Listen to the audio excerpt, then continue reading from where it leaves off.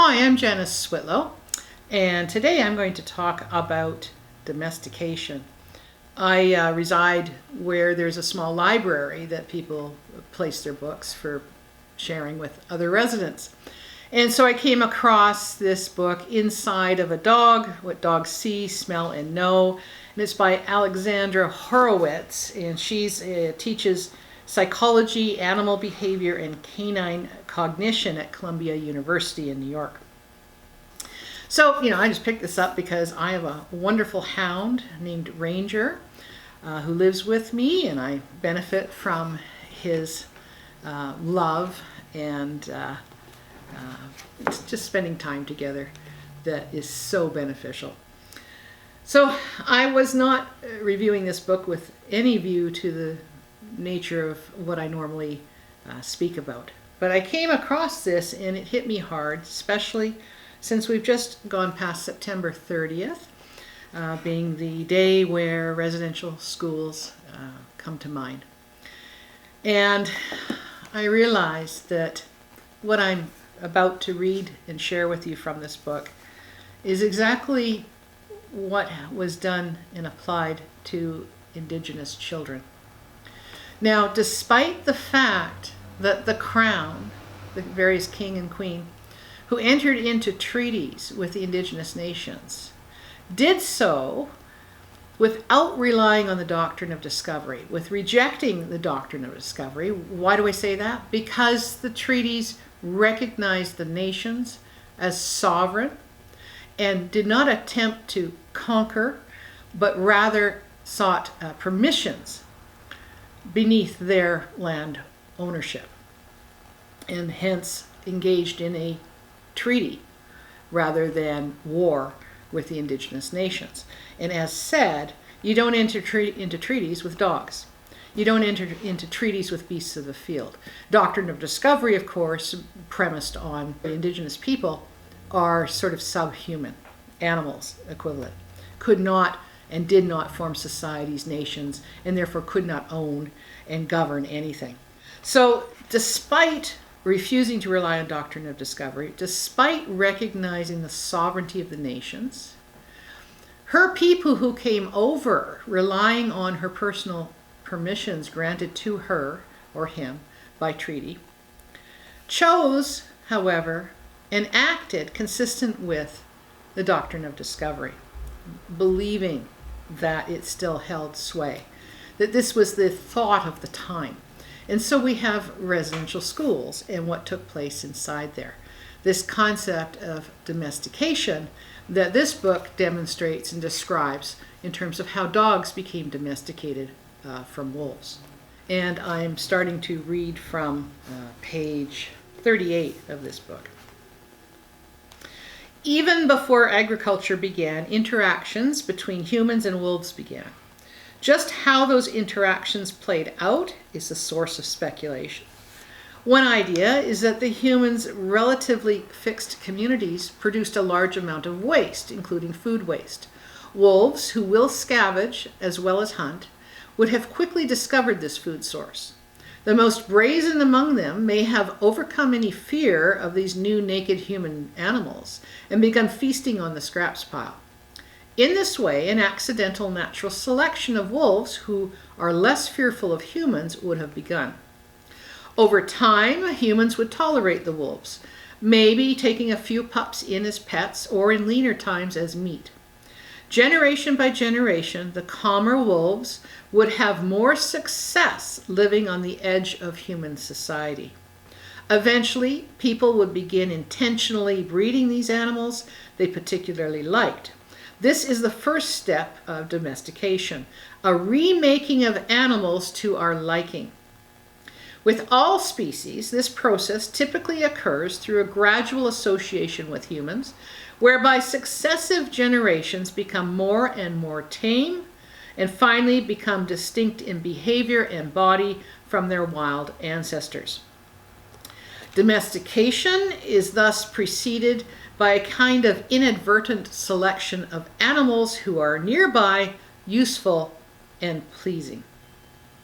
allowing them to loiter on the edge of human society. The next step in the process involves more intention. Those animals who are less useful or liked are abandoned, destroyed, or deterred from hanging about with us. In this way, we select those animals who more easily submit to our breeding of them. Finally, and most familiar, domestication involves breeding animals for specific characteristics.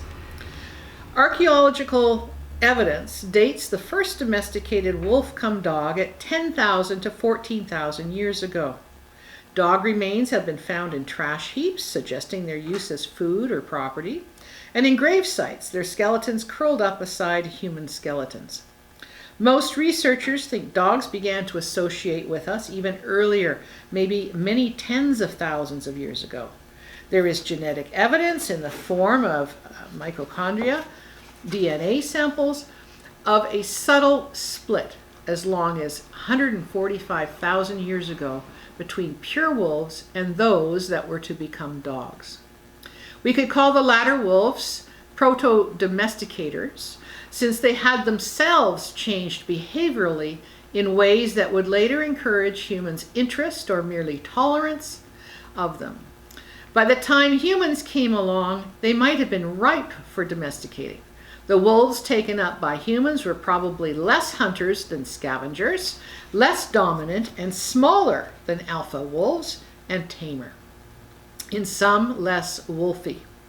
Thus, early in the development of ancient civilizations, thousands of years before domesticating any other animal, humans took this one animal with them inside the walls of their fledgling villages. These vanguard dogs would not be mistaken as members of one of the hundreds of currently recognized dog breeds. The short stature of the dachshund, the flattened nose of the pug, these are the results of selective breeding by humans much later. Most dog breeds we recognize today have only been developed in the last few hundred years, but these early dogs would have inherited the social skills and curiosity of their wolf ancestors, and would then have applied them toward cooperating with and appeasing humans as much as toward each other. They lost some of their tendency toward pack behavior. Scavengers don't need the proclivity to hunt together, nor is any hierarchy relevant when you might live and eat on your own. They were sociable, but not in a social hierarchy. The change from wolf to dog was striking in its speed. Humans took nearly 2 million years to morph from Homo sapiens, but the wolf leapfrogged into dogness in a fraction of the time. Domestication mirrors what nature through natural selection does over hundreds of generations, a kind of artificial selection that hurries up the clock. Dogs were the first domesticated animals, in some ways the most surprising. Most domestic animals are not predators. A predator seems like an unwise choice to take into one's home. Not only would it be difficult to find provisions for a meat eater, one risks being seen as meat oneself. And though this might make them and has made them good hunting pals, their main role in the last 100 years has been to be a friend and non-judgmental confidant, not a worker. But wolves do have features that make them terrific candidates for artificial selection. The process favors a social animal who is behaviorally flexible, able to adjust its behavior in different settings. Wolves are born into a pack, but only stay until they are a few years old. Then they leave and find a mate, create a new pack, or join an already existing pack. This kind of flexibility to changing status and roles is well suited to dealing with the new social unit that includes humans. Within a pack or moving between packs, wolves would need to be attentive to the behavior of pack mates, just as dogs will need to be attentive to their keepers and sensitive to their behavior. Those early wolf dogs meeting early human settlers would not have benefited the humans much, so they must have been valued for some other reason, say for their companionship. The openness of these canines allowed them to adjust to a new pack, one that would include animals of an entirely different species. So this concept of selecting individual children in residential schools for their appearance of having certain characteristics that they were more easily molded and shaped and controlled and assimilated. The ones that were severely beaten and tortured and targeted equally because they were considered too strong or too difficult to assimilate and change. It would be hard to remove the Indian and the child in those particular individuals. So they were instead targeted. So you see this definition of identifying who will be easiest to domesticate, who will be easiest to shape and change their way of being, who will be easier to be acting alone and not in a collective. All of these, this continues even into the selection of who is allowed into law school. If you speak to Indigenous people who years ago tried to enter law school, in the preliminary course they're required to take instead of sitting for an LSAT exam, it was all about identifying who is going to be easier to assimilate. Those who would not accept the property notions that Canada owns everything, those who would remind about treaty, were not considered appropriate prospects for law school. And these people are still alive. They're in their 50s, 60s today. So this isn't that long ago. This still continues. Who gets accepted on what basis? Who can we better control and assimilate? This hasn't stopped. And this attitude of how to properly assimilate and remove and destroy nations by selecting who is easiest to domesticate, this all comes from the experience on dealing with animals. It's obviously completely inappropriate in nurturing children's souls and education and development. But this is how it has proceeded. And now you see in positions of quote-unquote authority or people speaking who come from this background. Fortunately, there are people who did survive residential schools or were protected from having to attend them. But the way Canada has decided to address that is, oh, don't listen to them. They're not educated. These are the people you should hold up as your, who to look up to, who to follow, whose advice to take. That's been ongoing as well.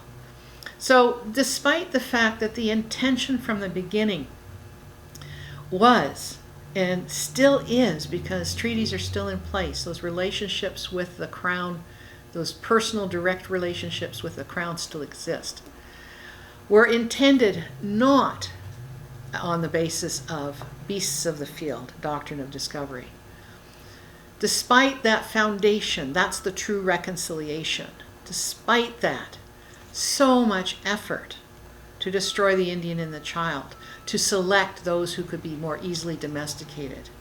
Because with the domesticating of the individuals comes the destruction of nations and the falling of the treaties, allowing then Canada to step in to have full control.